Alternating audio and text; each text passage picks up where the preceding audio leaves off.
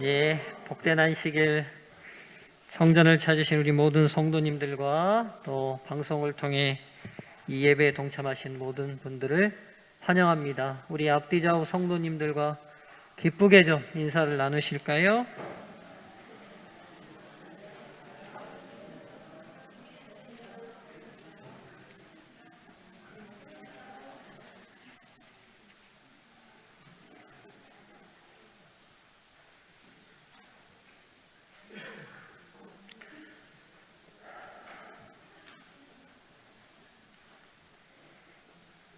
한 주 동안 애 많이 쓰시고 수고 많으셨습니다. 이제 안식의 시간, 말씀이 우리를 위로하고 말씀을 통해 우리 하나님과 만나는 귀한 시간이 되면 좋겠습니다.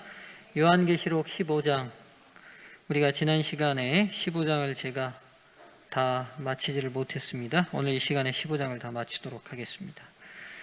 다시 좀 정리하면 새 천사의 기별, 즉 이 땅을 향한 하나님의 마지막 영원한 사랑의 복음이 증거됐습니다. 이제 더 이상의 기회는 없는 최종적인 마지막 복음이 증거됐어요. 이 이후에 이 복음을 끝까지 거절한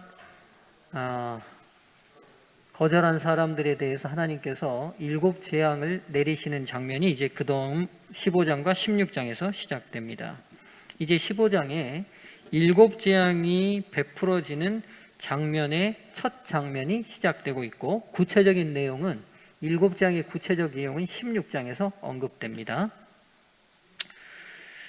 그 올해 안에요, 제가 계시록 다 마치고 내년 예고를 하겠습니다. 내년은 마태복음을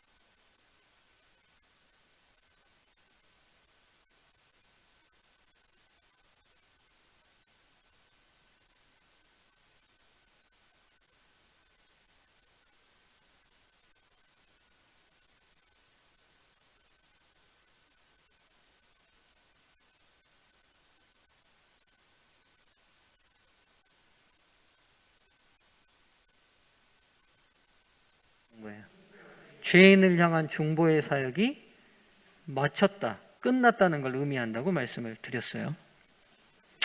자, 근데 이제 오늘 드릴 말씀은 여러분이 15장을 보시면 7재앙을 얘기하고 있는데 이 7재앙을 계속 얘기하는 게 아니라 이 7재앙 사이에 하나의 장면이 삽입돼서 들어가 있어요. 그렇죠? 무엇이 들어가 있어요?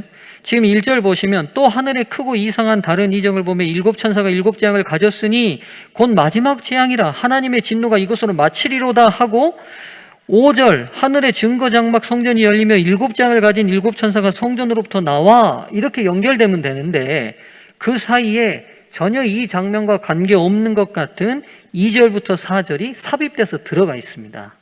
그렇죠? 근데 이 장면이 무슨 장면이에요? 또 내가 보니 불이 섞인 유리 바닷가에 구원받은 하나님의 백성 14만 4천이 하늘 유리 바닷가에서 모세와 어린 양의 찬양의 노래를 부르고 있는 장면이 들어가 있어요.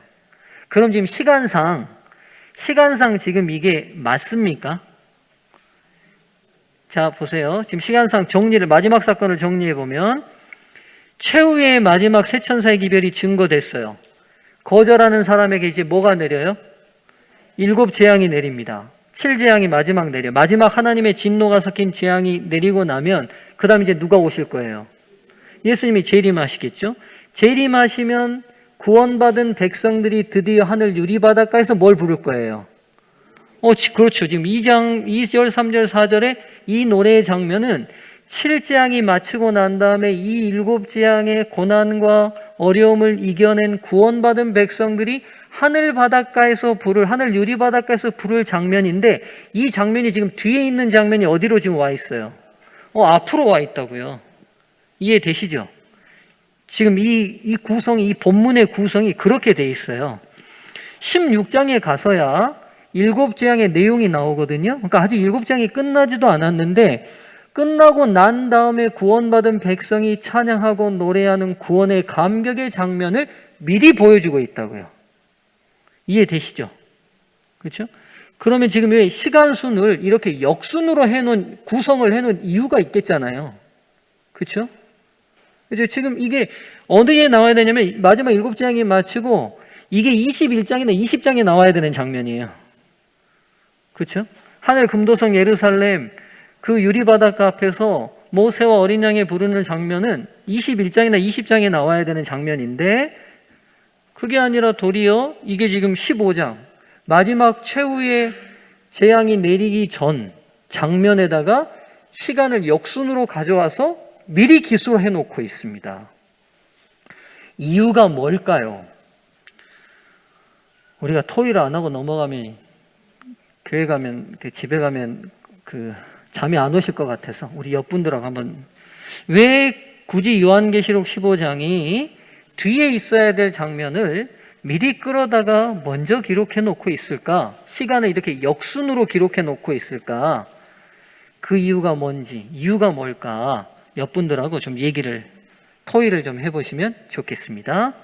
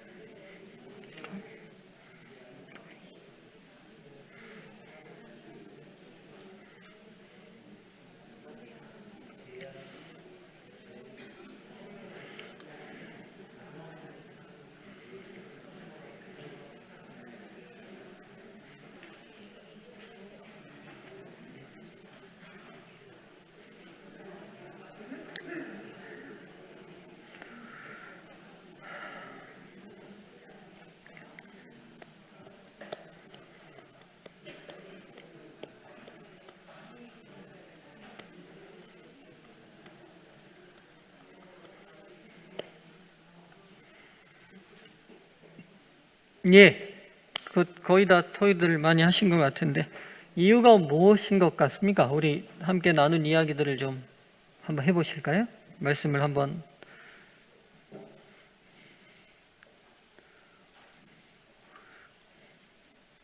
여기 저 서 있으니까 제일 목소리가 크신 분이 우리 김남중 장로님이셨거든요.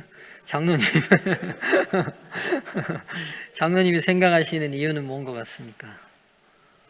지난주에 목사님이 말씀하신 가운데 여리고성이 일곱 7일째 도를 때까지 그 전까지의 그 시간이 여리고성 사람들에게 주어졌던 은혜의 시간이라고 말씀하셨습니다.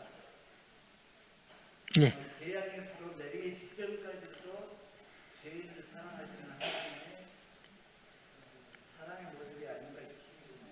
예. 예, 뭐 좋은 답변 감사합니다. 또 다른 생각 가지신 분들이 있으신가요? 저는 좀 이렇게 생각합니다. 이강주 집사님, 예, 저 고창에서 지금 저녁 예배를 참석하고 계시는데, 네.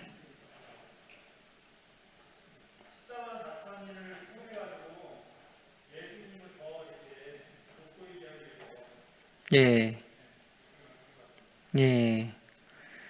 지금 이제 제가 드렸던 질문을 한번 생각해 보십시오. 일곱 재앙이 시작되고 난 이후에 재림 이후에 이루어질 영광스러운 장면을 재앙의 초입 부분에 미리 기록해 놓고 계시다는 거예요. 근데 여러분 이 본문을 보시면 그 이유가 설명이 돼요. 2절을 한번 보시죠. 또 내가 보니 불이 섞인 유리 바다 같은 것이 있고 짐승과 그의 우상과 그 이름의 수를 이기고 벗어난 자들이 유리 바닷가에 서서 하나님의 검은고를 가지고. 여러분 일곱 재앙 중에 제일 무서운 부분이 어떤 부분이죠? 재앙 자체가 다 무섭습니다. 우리가 16장 다룰 때 하겠지만 여섯 나팔의 재앙과는 다른 것 중에 하나가 뭐였냐면 여섯 나팔은 지역적으로 내렸어요. 여섯 나팔의 재앙들은. 근데 마지막 일곱 재앙은 전 지역적으로 전 인류에게 함께 내리게 될 건데 이 일곱 장의 가장 키포인트의 핵심이 뭐냐면 우리가 너무나 잘 아는 단어예요. 아마겟돈. 최후의 마지막 전쟁이 여섯째 재앙의 시작이 돼요. 근데 이 마지막 최후의 전쟁이 뭐냐면 사탄과 악의 무리가 온 세상 사람들을 다 모아 마지막 하나님과 하나님의 백성을 향한 최후의 강력한 전쟁이 될 거거든요. 그렇죠? 근데 그 마지막, 그러니까 이 재앙이 악인들에게만 내려서 재앙, 그 악인들만 물론 헌대든 우박이든 고통받겠지만 실상 그 재앙 때문에 악인들이 그 재앙으로 회개해요? 돌이켜요? 아니요. 그들이 더 어떻게 돼요? 강팍해지잖아요. 그 강팍함은 다 누구한테 쏟아지겠어요? 엄마한테 맞고 나면 큰오빠가 아버지한테 맞고 나면 작은 방 건너방 들어와가지고 누구 때려요? 네, 다 또 해본 가남은 있어가지고 그렇죠? 사람이 강팍해졌다는 게 무슨 말씀인지 아세요? 자기의 잘못에 응당한 결과들을 인정하는 건 강팍해진 게 아니에요. 자기의 잘못을 인정하지 않고 그게 원통하고 억울한 힘이 돼서 또 다른 약자들을 더 강하게 괴롭히게 돼요. 지금 이들이 그들이 한 악행에 대해서 받아야 될 공의로운 재앙 가운데 받으면서도 이들이 마지막 여섯째 재앙이 내릴 때쯤엔 어떻게 되냐면 온 세상을 모아 아마겟돈 최후의 전쟁을 시작해요.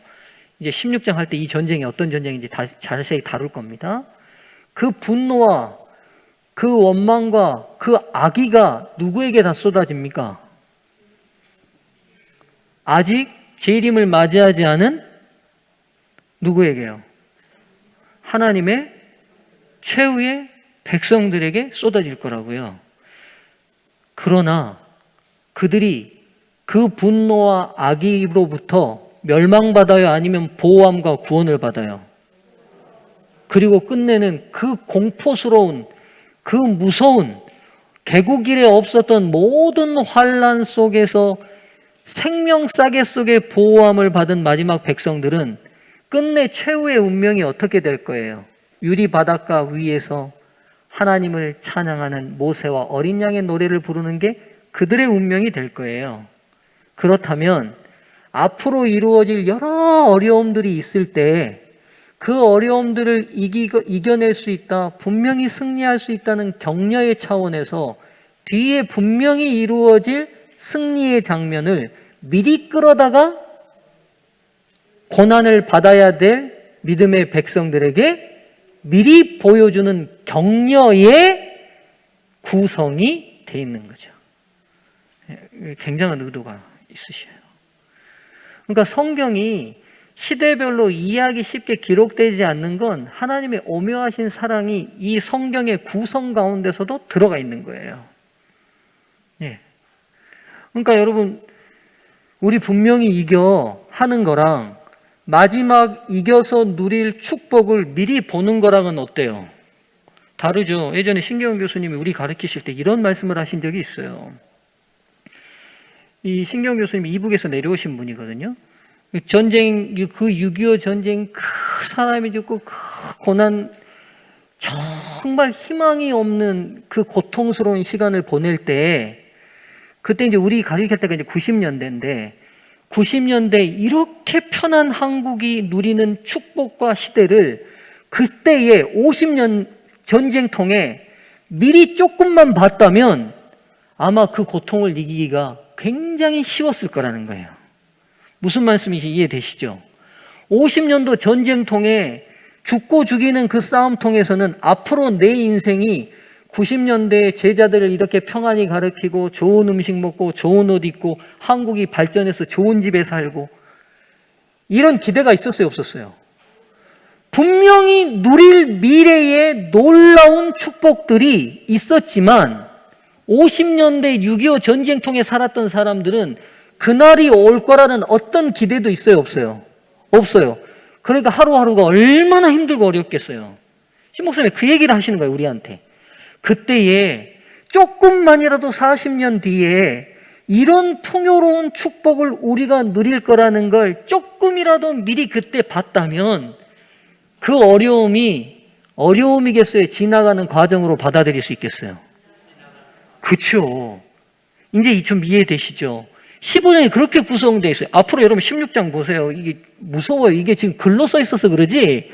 이걸 읽어보시면 이게 생각해보세요. 막 우박이 떨어지고 사람이 헌대로 죽고 막 난리도 아니에요. 태양빛에 타 죽고 막 이런 환란이 시작될 건데 이 모든 환란 가운데 하나님의 백성이 머리카락 하나 상함 없이 온전히 보호함을 받고 하늘로 옮겨져서 온 하늘의 거민들과 앞에서 하나님을 찬양하는 영광스러운 장면을 누릴 거라는 그 보장된 축복을 미리 보여주시는 거죠.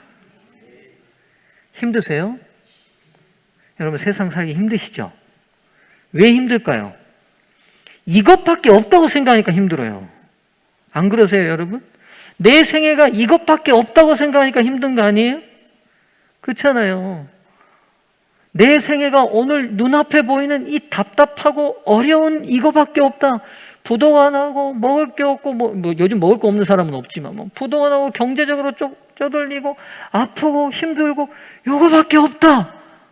근데 여러분, 우리 10년 뒤, 20년 뒤 혹은 30년 뒤가 우리가 상상할 수 없는 놀라운 축복을 누리는 미래가 이미 보장돼 있다면 지금 우리의 현실은 그때를 향해 가는 하나의 여정일 뿐이고 디딤돌일 뿐이고 과정일 뿐이지 않겠냐는 거예요.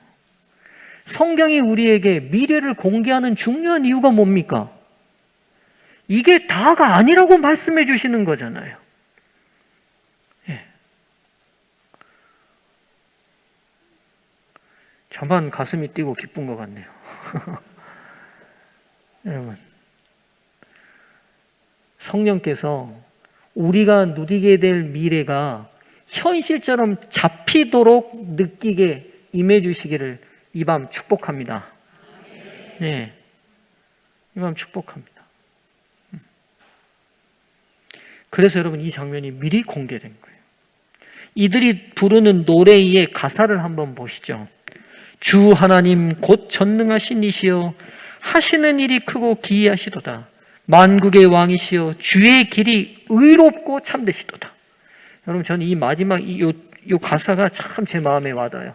주의 길이 의롭고 참되시도다. 주님께서 우리에게 오늘 장로님께서도 기도하셨지만 주님께서 가라고 하는 이 길이 때로 현실적인 눈으로 볼 때 참돼 보이지 않고 의로워 보이지 않을 때가 있어요. 근데 여러분, 마지막을 경험한 백성들에서 나오는 입술의 고백은 비록 우리 눈앞에 현실적으로 참되게 보이지 않고 의롭게 보이지 않던 그 길대로 우직하게 순종하며 걸어온 그 길이 필경은 참되고 의로운 길이었어요. 주여, 누가 주의 이름을 두려워하지 아니하며 영화롭게 하지 아니하오리이까? 오직 주만 거룩하시니이다. 주의 의로우신 일이 나타났음에 만국이 와서 주께 경배하리이다. 주의 의로우심, 약속하신 것을 분명히 성취해내신 이 의로우심이 그날 완전히 이루어지고 성취되는 역사를 미리 재앙 전에 보여주셔서 믿음의 성도들을 격려하십니다. 격려하십니다. 제가 한번 얘기했죠. 초등학교 제가 6학년 때 정글짐, 여러분 아신가요? 정글짐 아시죠? 이렇게 애들 타고 막 올라가는 이렇게 뼈대만 사 있는. 근데 우리 어렸을 때 그 정글짐에서 술래잡기 많이 했거든요. 그러면 그 정글짐을 타고 막 도망 다니고 오는 술래는 막 와서 잡고 하는데, 제가 서국민학교를 다녔는데 그때 남국민학교를 놀러 가가지고 정글짐을 하는데 막 안 잡히려고 막 도망가다가 발을 헛디뎌가지고 떨어졌어요. 떨어졌으면 되는데 여러분, 이 정글짐 이게 쇠봉이 있는데 제가 어떻게 떨어졌냐면 이렇게 떨어져 버렸어요. 이해되세요? 가랑이가 이 사이에 팍 떨어졌다고요. 그날 얼마나 제일 중요한 데가 아파가지고 이 방송에 나와가지고 단어를 못 쓰겠네. 우리 어렸을 때 붕아리라고 불렀던 데가 그냥 얼마나 아프니까 운동장을 내가 그냥 몇 바퀴를 그냥 돌았어요. 애들이 막 뛰라고 막 엉덩이를 때리면서 막 내가 너무 아파하니까 막 뛰어서 집에 와보니까 이렇게 부었어요, 고환이. 근데 지금 같으면 엄마 이거 아파 병원에 빨리 가봐야 될 것 같아 뭐 이렇게 할 건데 왜 그랬는지 모르겠지만 괜히 부모님 걱정 끼쳐드리고 또 말했다가 야단 맞을 것 같고, 그러니까 그냥 그 말을 안 하고 그냥 가만 놔뒀는데 초등학교 6학년쯤 되면 이제 그 아기가 어디서 태어나고 성적인 지식을 조금 알 때인데, 제가 그때 이제 뭘 알았냐면 남자 정자가 어디서 만들어진다고요? 코 안에서 만들어진다는 걸 안 거예요. 근데 이제 그때 사극에서 뭐 내시들은 고환이 없어서 내시고 뭐 그래서 아기를 못 낳고 6학년이니까 한참 그때가 이제 호기심도 많고 그런 책도 읽고 친구들끼리 정보도 나누고 그럴 때인데, 제 고환이 이렇게 부었으니 이제 어린 마음에 얼마나 걱정이 되는지, 장가 가서 뭐 못 날까봐. 여러분 지금 웃고 있지만 저는 엄청 심각했어요, 그날. 애 못 날까봐 나 또 고자된 게 아닌가, 이게 뭔가 문제가 생긴 게 아닌가, 안에서 터진 건 아닌가. 제가 그 걱정한 걸 생각하면 지금도 밥이 잘 안 넘어가려고 하네. 얼마나 걱정을 많이 했는지 제가 생각해봐요. 근데 지금 제가 그러고 20년 뒤에 저에게 세 자녀가 있다는 걸 하나님께서 미리 걱정하지 말아라, 네가 3명 낳을 거다 말해줬으면 내가 걱정 안 하고 그 6학년을 편하게 보냈을 텐데, 제 어린 기억에요, 수시로 계속 만져보고 들여다보고 막 제 나름대로 너무 심각해서 제 나름대로 이거 누구한테 물어볼 수도 없고 말할 수도 없고 고민했었거든요. 미리 제가 누릴 영광을 하나님께서 그때 조금만 보여줬으면 제 6학년 2학기가 그렇게 우울하지 않았을 텐데, 얼마나 2학기가 우울했는지 몰라요. 사랑하는 성도님들이시여, 우리 이 땅에서 영원히 안 삽니다. 계시록이 끊임없이 이걸 우리에게 말합니다. 근데 인간이 현실 앞에 연약한 걸 하나님이 아십니다. 그래서 우리에게 계시록을 주시고 성경을 주신 거예요. 눈앞에 보이는 거 너무 연연하여 살아도 늙고 죽습니다. 근데 우리의 운명이 이렇게 끝나지 않을 것을 성경은 분명히 제시합니다.